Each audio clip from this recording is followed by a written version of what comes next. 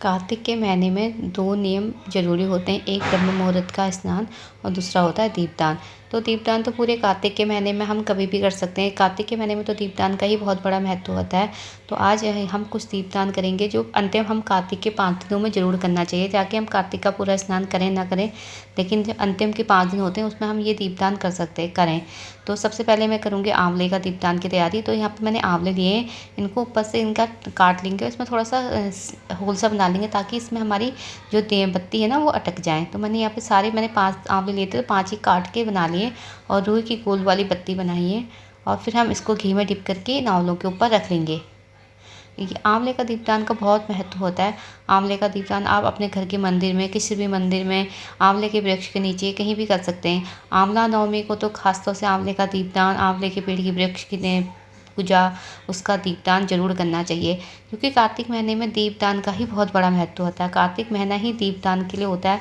कार्तिक शुरू होते सारे बड़े फेस्टिवल कार्तिक में ही आते हैं, ये तो हम सभी जानते हैं। करवा चौथ, होली अष्टमी, धनतेरस, दीपावली, रूप चौरस, गोवर्धन पूजा, भाई दूज, उसके बाद देवउठनी एकादशी, बहुत बड़े बड़े त्यौहार इसमें आते हैं। तो कार्तिक महीने में दीपदान का ही बहुत बड़ा महत्व होता है। तो ये मेरे आंवले के दीपदान के आंवले तैयार हो गए। अब हम करेंगे जो दूसरा वाला दीपदान है, यानी कि जो तुलसी की लकड़ी का दीपदान होता है ना उसके। तो यहाँ पर मेरे पास ना तुलसी की पेड़ मेरा सूख गया था, मतलब बहुत ज़्यादा ऐसा होता है तुलसी में, कभी टहनियाँ सूख जाती हैं, कभी पेड़ सूख जाते हैं।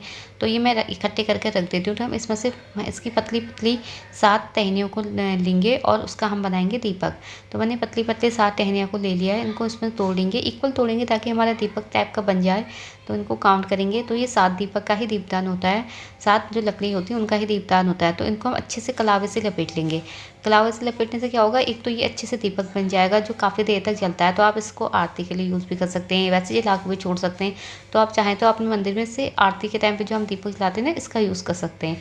तो इसको मैंने बना लिया, पूरा अच्छे से कलावा लपेट लिया। अब हम इसे घी में अच्छे से डिप कर लेंगे ताकि हमारी पूरी आरती तक ना अच्छे चलता रहे, और ये चलता रहता है, इसमें कोई दिक्कत नहीं होती है, ऐसा नहीं है बुझ जाता है।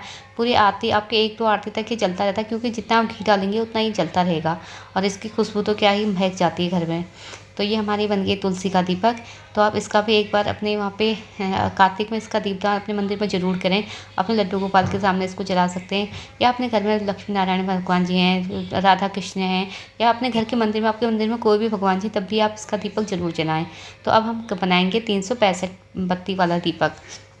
तो 365 वाले बत्ती का दीपक बनाने के लिए ना सबसे पहले देखना होता है आपके कलावे में कितने धागे हैं। जो कलावे के धागे होते हैं ना उनको एक काउंट किया जाता है। तो मेरे कलावे में यहाँ पे 5 धागे हैं, तो मैं उस हिसाब से बनाऊंगी।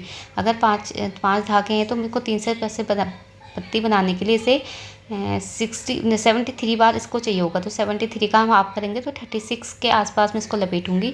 तो जब हम इसको लपेटेंगे ना, तो नीचे से जब एक राउंड पूरा होगा तो उसे एक काउंट करेंगे। तो ऐसे हम 36 काउंट करेंगे, और 36 काउंट होने के बाद हम इसे ऊपर और नीचे दोनों तरफ से इसे काट लेंगे ताकि अलग अलग बत्तियाँ बन जाए। तो ये मेरे यहाँ पे मैं बना रही हूँ 365 बत्तियों का दीपदान। तो 365 बत्तियाँ जो होती हैं ना, इसका दीपदान हम लोग अपने जो हमारे वृक्ष होते हैं जिनकी हम पूजा करते हैं उनके ऊपर ज़रूर करना चाहिए। क्यों ना कभी तो हम उनकी पूजा के लिए कभी हम उनको दीपदान नहीं कर पाते, कभी हम घर से बाहर होते हैं, कभी कुछ होता है, इतनी इमरजेंसीज होती हैं। तो उसके लिए हमें इस साल में कार्तिक में एक बार 365 बत्तियों का दीपदान जरूर करना चाहिए। तो इसमें आंवले के वृक्ष के नीचे, तुलसी के वृक्ष के नीचे, पीपल के वृक्ष के नीचे, बेलपत्र के वृक्ष के नीचे, समी के वृक्ष के नीचे, आकाश दीपदान, सब 365 बत्तियों का ही करना चाहिए। तो यहाँ पे मेरे 365 बत्तियाँ तैयार हो गई हैं। तो इनका हम दीपदान करेंगे। जो नारियल होता है ना, उसका आधा हिस्सा काट के उसमें इसका दीपक बनाया जाता है। तो आप चाहें तो इसमें बना सकते हैं, आप चाहें तो खाली दीपक में भी इसका दीपदान करते हैं। लेकिन 365 बत्तियों का दीपदान कुछ चीज़ों में ज़रूर करना चाहिए। इससे हमारे पूरे साल में जो भी हमारे दीपक छूट जाते हैं ना, उसका हमें लाभ प्राप्त हो जाता है। तो ये रहा हमारा 365 बत्तियों वाला दीपक।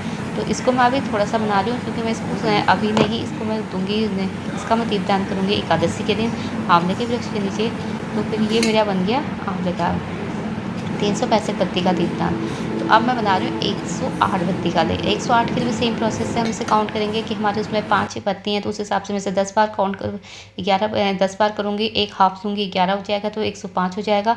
और फिर 3 में अलग से धागे कलावे से वैसे निकालूंगी, तो 108 बत्ती का दीपदान हो जाएगा।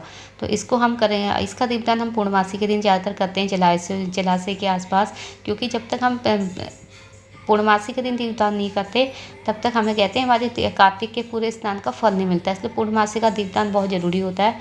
तो ये मेरे बन गए 108 बत्ती का दीपदान, दीपक। तो आप ये सब ज़रूर करें कार्तिक के अंतिम 5 दिनों में दीपदान, कार्तिक